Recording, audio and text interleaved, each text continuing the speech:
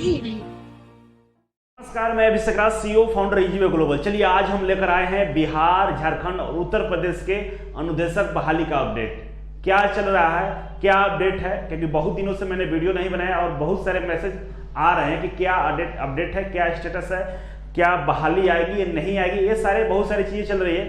तो इसी बीच बहुत सारा न्यूज बचा हुआ है, कलेक्शन बहुत ज्यादा हो गया है, तो मैं सोचा आप लोग तक पहुंचा दूं, क्योंकि आप लोगों के मीटिंग में हम नहीं आ पाते हैं समय अभाव के कारण, और बहुत सारी चीजें जो आप लोगों से कम्युनिकेशन नहीं हो पाता है, क्योंकि कुछ काम बहुत ज्यादा चल रहा है, समय नहीं मिल पा रहा है। तो एक ही माध्यम है कि मैं वीडियो बना दूंगा तो आप तक मैसेज पहुंच जाएंगे।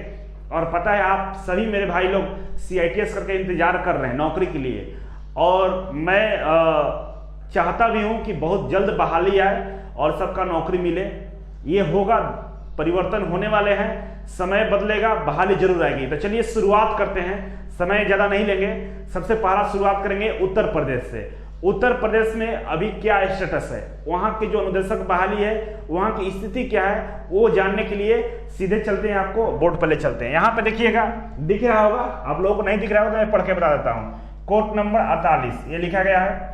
जो नेक्स्ट वहां पे केस किया गया है, किसके द्वारा केस है, हमारे जो हाईकोर्ट में वहां पे जो केस चल रहा है अनुदेशक बहाली को लेकर, उसमें जो CITS की तरफ से जो केस लड़ रहे हैं वो लोग हैं बेरोजगार अनुदेशक कल्याण समिति एंड 39 अदर्स।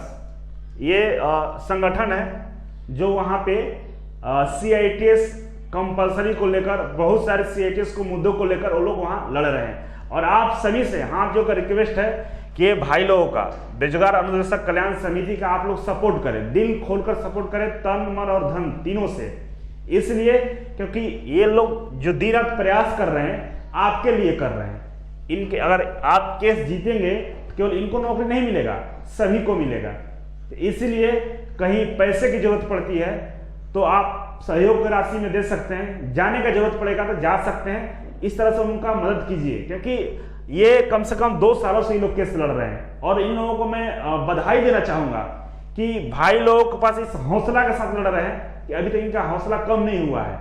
एक इनके अंदर जो एक लक्ष्य को प्राप्ति को लेकर जो अंदर से भावनाएं हैं वो मरा नहीं है। और भावनाएं कब जिंदा है, जैसे इसलिए जिंदा है कि हम जैसे लोग हैं जो इनके साथ खड़े हैं, मोरल सपोर्ट कर रहे हैं।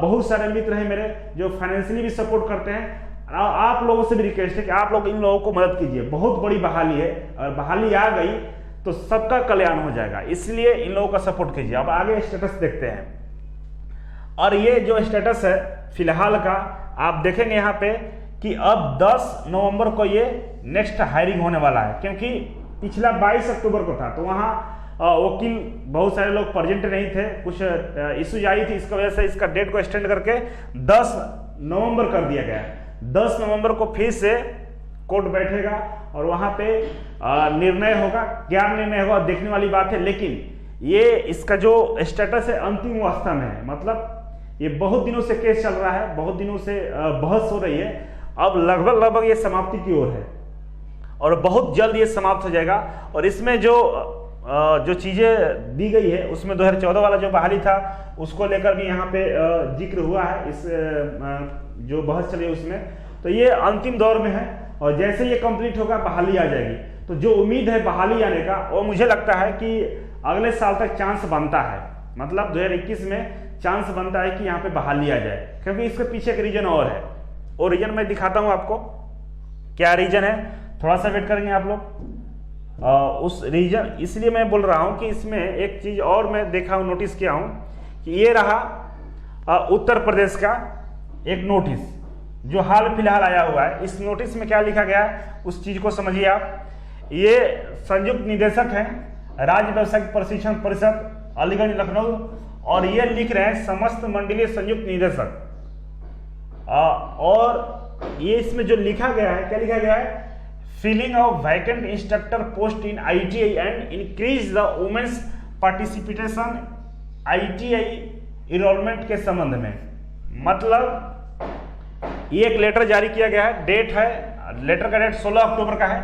16 अक्टूबर मतलब इसी महीने ये लेटर जारी किया गया किसकी तरफ से, जो उत्तर प्रदेश के जो SCBT का जो अध्यक्ष है, डायरेक्टर बोल लीजिए, जो पर्सन है जो ये चीज़ें देखते हैं, संयुक्त निदेशक है, यहाँ पे लिखा गया है, उनके तरफ से लेटर है। और बताया गया इसमें कि उत्तर प्रदेश में जितने इंस्ट्रक्टर के पद खाली है उनको यथाशीघ्र भरा जाए, क्योंकि बहुत बड़ी संख्या में इंस्ट्रक्टर के पोस्ट जो है वो रिक्त है।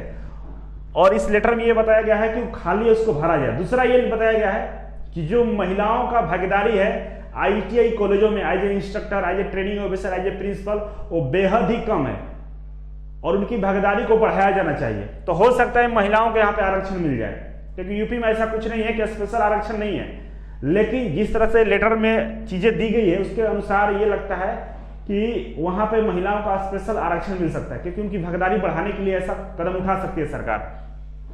और बहुत जल्द मतलब सीटें भरने के लिए बताया जा रहा है कि बहुत जल्द सीट भरा जाए, क्योंकि बहुत सारे सीटें खाली है।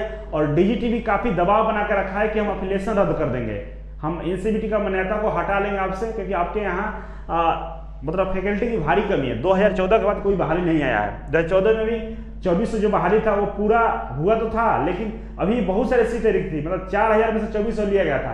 अब नए बहुत सारे ITI बन गए हैं, बहुत सारे सीटें खाली हो गई है। ये क्यों हुआ है? क्योंकि एक लेटर DGT की तरफ से आया था, उस लेटर को भी मैं दिखाता हूं। और ये लेटर DGT की तरफ से आया था, ये वाला। इस लेटर में DGT ने 26 सितंबर 2020 को जारी किया था। 26 सितंबर मतलब पिछले वाला महीने में DGT ने एक लेटर जारी किया था। और ये लेटर में जो लेटर आया था वो उसमें बताया गया था कि आप अपने यहाँ, केवल यूपी नहीं पूरे भारत के सभी राज्यों को इंस्ट्रक्शन दिए गए थे कि आप अपने यहाँ इंस्ट्रक्टर को जो सीटें खाली सीटें उसको भरिए। तो मतलब इस तरह का लेटर तो बहुत पहले भी DGT ने बहुत ज्यादा जारी किया है। बिहार का स्पेशल भेजा था, बहुत सारे राज्यों को भेजता रहता है, लेकिन फिलहाल का ये लेटर है। और लगातार DGT की तरफ से प्रेशराइज किया जा रहा है कि आपके यहाँ जो सीटें खाली है उसको भरिए, बहुत जल्द सीटें भरने पे काम कीजिए, नहीं तो एफिलिएशन को रद्द किया जा सकता है। इस तरह की धमकियां मिल रही है। DGT ने अपने स्तर से काफी प्रयास कर रहा है कि इंस्ट्रक्टर बहाली लिया जाए, वहां पे सारी सुविधाएं दिया जाए, प्रशिक्षण अच्छा से कराया जाए। इसके लेकर DGT लगातार प्रयास कर रहा है। तो ये तो दो चीजें समझ गए कि यूपी में क्या है। अब बिहार की बात करते हैं। बिहार के जो श्रम संसाधन मंत्री थे माननीय मंत्री विजय कुमार सिन्हा जी, तो आप लोगों को पता ही होगा उनके बारे में कि आश्वासन पाश्वासन, आश्वासन पाश्वासन और आश्वासन पाश्वासन, आश्वासन के ऊपर इन्फिनिट आश्वासन, मतलब इसमें कोई कमी नहीं छोड़ा उन्होंने। 5 सालों में उन्होंने लगातार पेपर के माध्यम से, सोशल मीडिया के माध्यम से और खुद अपने और हम लोगों ने मिला वहां पर जाके, तो बस यही था कि बस बहाली आने वाली, अगले महीने आ जाएगी, चुनाव से पहले आ जाएगी, 10 दिन बाद आ जाएगी, 7 दिन बाद आ जाएगी, आती रही। और आते आते बहाली आई ही नहीं। और इसके बाद अभी क्या स्थिति है कि नई सरकार बनेगी और नई सरकार जिस तरह से वादे कर रही है, और अगर तेजस्वी की सरकार आती है तो हो सकता है कि जो 10 लाख का जो कैंपेन चलाया जा रहा है उसमें ये चीजें इंक्लूड करके भी हम लोगों को मौका मिल सकता है। मतलब ऐसे उम्मीद कर सकते हैं, भरोसा तो नहीं कर सकते किसी भी राजनीतिक दल पे, लेकिन उम्मीद तो करेंगे। बातों जो बात बोलता है उसको तो विश्वास करना पड़ेगा, क्योंकि एक बीजेपी गवर्नमेंट में बिहार का जो JDU बीजेपी का गठबंधन था उसमें जो विजय कुमार सिन्हा जी थे मंत्री जी, उनके बातों पर हम लोगों ने 5 सालों तक विश्वास करते रहा, करते करते उम्र निकल गई बहुत सारे बच्चों को, और ये फिर से इलेक्शन आ गया लेकिन कुछ हुआ नहीं। तब इनके बातों पर विश्वास करना तो मुझे लगता है किसी तरह सही नहीं है, विश्वास न किया जाए। नेक्स्ट जो पार्टी है राजद RJD, हो सकता है बहाली दे दे अगर सत्ता में आती है तो, क्योंकि आदमी के तो दिल में कोई नहीं बैठा है, अगर बोल रहा है तो विश्वास किया जा सकता है। और मैं कहूंगा कि एक छात्र के नाते, एक टीचर के नाते, एक गांव के स्टूडेंट के नाते, एक किसान के बेटे के नाते, एक मजदूर के बेटे के नाते, एक आम जनता के नाते मैं यही कहूंगा कि जो हमारी बातें करेगा, जो शिक्षा की बातें करेगा, जो रोजगार की बातें करेगा, जो नौकरी देने की बातें करेगा, उनको ही हम वोट देंगे। अब वोट उनको ही देना चाहिए। जाति पाति धर्म से उठकर इस चीजों पर ध्यान दीजिए। मंदिर मस्जिद, देश विदेश, वो मुद्दे हैं, ऐसा नहीं कि वो मुद्दे बाहर है, वो भी मुद्दे हैं, लेकिन प्रथम देखिए फर्स्ट प्रायोरिटी इसको दी जाती है। मतलब मेरे घर के छत नहीं है, हम दूसरे को छत बनवाने के लिए रोते रहे क्या? नहीं, देश के मुद्दे के लिए हमारा कैबिनेट मंत्रालय, हमारे मंत्री महोदय, हमारे प्रधानमंत्री, हमारे राष्ट्रपति, ये सारे लोग देश के मुद्दे देख रहे हैं। भारत से पाकिस्तान के बीच क्या करना है, वहाँ पर बैठ के संसद भवन में हमारे जो एमपी है वहाँ पर रिप्रेजेंट कर रहे हैं। चाइना के साथ क्या करना है वो लोग डील कर रहे हैं।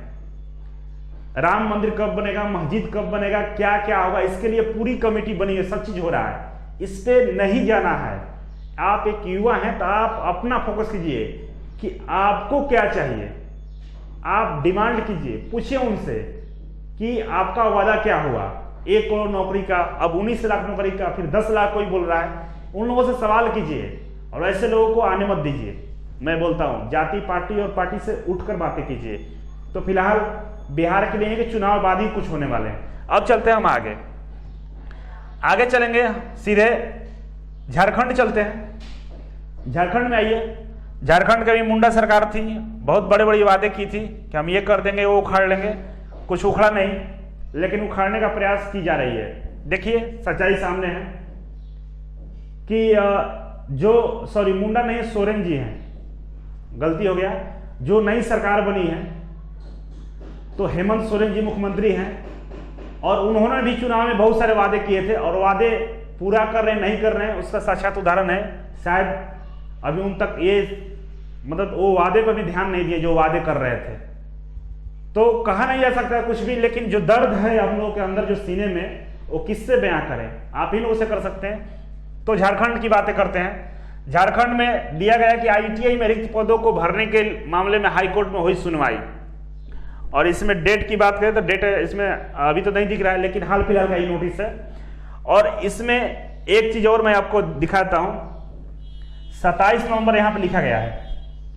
27 नवंबर को फिर से हायरिंग होगा, फिर से कोर्ट ने बुलाया है सारे डॉक्यूमेंट, सारे कागजात को लेकर। और सवाल जो कोर्ट का है, वो कोर्ट का सवाल का जवाब सरकार की तरफ से 27 नवंबर को दिया जाएगा। अब हम पढ़ेंगे जो मेन पॉइंट है, इसको मैं बताता हूं। झारखंड वाले थोड़ा ध्यान दीजिएगा कि झारखंड में औद्योगिक प्रशिक्षण संस्थानों में अनुदेशक की बहाली 10 सालों से नहीं हुई है। पहला तो सबसे बड़ा मुद्दा यह है, 10 साल मतलब 2 सरकार झारखंड देख चुका है, इसके बाद तीसरी गवर्नमेंट आई है। पिछले वाले 2 सरकारों ने इस पे काम नहीं किया। क्यों नहीं किया बता सकते हैं आप? इसलिए नहीं किया ना कि ये जो मंत्रालय होता है ना, ये गरीब लोगों का मंत्रालय है। यहाँ पे गरीब, मजदूर, पिछड़े लोग हैं जो सवाल नहीं करते हैं, पूरा लूट खसोट चलता है यहाँ पे। इसलिए ना ये मंत्रालय छोड़ ही दिया जाता है, इसलिए 10 साल से नहीं हुआ है। स्थिति ये आ गई है कि वहां से 3-4 इंस्ट्रक्टर बचे हुए हैं जो चाचर आईटीआई में जाकर पढ़ाते हैं एक दिन में। देख लीजिए क्या चल रही स्थिति, यही सवाल है। इसलिए आपसी जो द्वेष बोलते हैं ना, जो कमेंट में गालियां देते हैं, जो कुछ भी लिख देते हैं, आप समझिए चीजों को। आप किसी पार्टी का झंडा उठाने से नहीं जीवन बीतेगा, आपका तो बीत जाएगा, लेकिन आपके आने वाले जो पीढ़ी है ना, आपके बाल बच्चे परिवार, उसका नहीं बीतने वाला है। इसलिए कर्मयोगी बनिए, जो चीजें सच्चाई है सच्चाई के साथ खड़ा रहिए। पिछले 2 सरकारें थी, बीजेपी थी, उससे पहले भी किसी और पार्टी की थी, और अब एक और नई पार्टी है, और उसका भी हाल है कि कोर्ट को सुनवाई करना पड़ रहा है, कोर्ट बुला रहा है। अब देखिए यहां पे, अब इसमें झारखंड उच्च न्यायालय में डॉक्टर भीम प्रभाकर द्वारा दायर जनहित याचिका पर सुनवाई करते हुए chief justice doctor Ravi Ranjan एवं जस्टिस सुजीत नारायण प्रसाद की खंडपीठ में गुरुवार को सुनवाई हुई। इस मौके पर श्रम नियोजन एवं प्रशिक्षण विभाग के सचिव प्रवीण कुमार टोप्पे और कार्मिक विभाग के सचिव अजय कुमार सिंह ने अदालत उपस्थित होकर यह बात स्पष्ट रूप से रखा गया है कि विभाग औद्योगिक प्रशिक्षण संस्थानों में अनुदेशक की बहाली के लिए नियुक्ति नियमावली तैयार कर रिक्त पदों को भरने की दिशा में प्रयासरत है। इस संबंध में भारत सरकार के प्रशिक्षण महानिदेशालय द्वारा 31 जनवरी 2020 के दिए गए आदेश आधार पर बनाकर आवश्यक कार्रवाई की जा रही है। इस संबंध में श्रम विभाग द्वारा वित्त विभाग के अनुमोदन की स्वीकृति करा अस्थायी नियुक्ति की प्रक्रिया को पूर्ण करने की चल रही है। इससे लेकर जो MSSC के माध्यम से नियुक्ति प्रक्रिया पूरी की जाएगी। नियुक्ति प्रक्रिया पूरी करने वाले प्रस्ताव पर झारखंड उच्च न्यायालय द्वारा 27 नवंबर को जानकारी मांगी गई है। गौरतलब है कि झारखंड में औद्योगिक प्रशिक्षण संस्थानों में अनुदेशक की बहाली 10 सालों से नहीं है। और रोचक बात यह है कि झारखंड में अलग होने के बाद से प्रिंसिपल की नियुक्ति वर्तमान समय तक एक बार भी नहीं की गई है। बहुत सही, पढ़ के दर्द होता है, दुख हो जाएगा, हार्ट अटैक आ जाएगा, मत पढ़िए। देखिए झारखंड अलग कब हुआ था, सोचिए 2000 के आसपास शायद हुआ था, और अब तक मतलब 20 साल होने वाले हैं, 20 साल हो चुके हैं। 20 सालों के अंदर में कभी प्रिंसिपल का बहाली नहीं हुआ, और 10 सालों में कभी इंस्ट्रक्टर की बहाली नहीं हुआ। वाह। इसके बाद ये लोग, ये इनका मैं थैंक यू बोलूंगा, धन्यवाद बोलना चाहूंगा कि ये लोग बहुत लंबी उम्र मिले इनको, डॉक्टर भीम प्रभाकर को। इन्होंने जिस तरह से कदम उठाकर जनहित याचिका दायर किया है, मतलब जनहित याचिका पर सुनवाई किया जा रहा है, सोच लीजिए। मतलब कोई भी आईटीआई के छात्र ये नहीं कंप्लेन किया कि मेरे यहाँ टीचर नहीं है, इंस्ट्रक्टर नहीं है, कोई भी आम जनता कंप्लेन नहीं किया, कोई भी सीआईटीएस वाले कंप्लेन नहीं किए, किसी का कोई मतलब ही नहीं होता है। ये जनहित याचिका दायर किए डॉक्टर भीम प्रभाकर, नाम में डॉक्टर लगा हुआ, मुझे लग रहा है कि बहुत बड़े लोग हैं और काफी सामाजिक कार्यकर्ता होंगे। अब बताइए, इस तरह से लोग जब सामने आए तो कोर्ट इस पर सुनवाई कर रही है, देख रही है, डांट रही है, फटकार रही है, फिर भी शर्म नहीं है इन लोगों को। शर्म नाम की कोई चीज नहीं होती है। 20 सालों में हर 5 साल पर सरकार चेंज होती है, और आज 4 बार प्रिंसिपल को लेकर सरकार चेंज हुई, कोई बहाली नहीं हुआ। पिछले 10 सालों से मतलब 2 सरकार चली गई, तीसरी सरकार आई है, कोई बहाली की प्रक्रिया नहीं हो रही है। मतलब किया क्या जा रहा है, इसलिए ना कि उस आईटी में पढ़ने वाले लोग कौन है, गरीब गांव के मजदूर मध्यम वर्ग के लोग हैं, जिनके पास ना कार है ना साइकिल है, कुछ भी नहीं है। उनको देखने वाला कौन है, कोई नहीं देखता है। तो आप चीजों को समझिए, आवाज उठाइए, आवाज उठाना सीखिए, पढ़ाइए, अपने आप को पढ़िए, अपने आप को जवाब देने का तरीका ढूंढिए, किस तरह से जवाब देना है। आप मंदिर मस्जिद और जात पाती में लड़ते रहते हैं, और आपको दीमक की तरह ये नेता खा रहे हैं, और इतना खा रहे हैं कि आप एक दिन घुट घुट के मर जाइएगा। आप तो मरिएगा, अपने पूरी फैमिली को मार डालिएगा। तो सोचिए, इस तरह से चीजें हो रही हैं आपके सामने। आवाज उठाइए, बोलिए, सवाल कीजिए, लेटर लिखिए, मेल कीजिए। भारत में स्किल इंडिया, भारत को हुनरमंद बना देना है, इतने सारे प्रोग्राम चल रहे हैं। देखिए प्रोग्राम किस तरह से ध्वस्त हो रहे हैं। ये स्किल इंडिया है आपका, और आपका भी 5 साल गवर्नमेंट रहा है स्किल इंडिया का। इसके बाद गवर्नमेंट है, ये भी स्किल इंडिया करती रहती है कि हम बच्चों को हुनरमंद बनाएंगे। देखिए हुनरमंद क्या हो रहा है, ये स्थिति है। चलिए बात करिएगा, बीपी बढ़ेगा, मत बढ़ाइए। तो ये स्थिति है। कुल मिलाकर तीनों राज्यों में 2021 में तैयार रहिएगा, बहाली आ सकती है, और इसके लिए जो टर्म कंडीशन नियमावली है उसको फॉलो कीजिएगा। विदाउट नियमावली आप नहीं होंगे बहाल, ये ध्यान रखिएगा। जो नियमावली इसमें झारखंड में बन रहा है उसको, उसके अनुसार आपने डॉक्यूमेंट्स रेडी कर लेना है।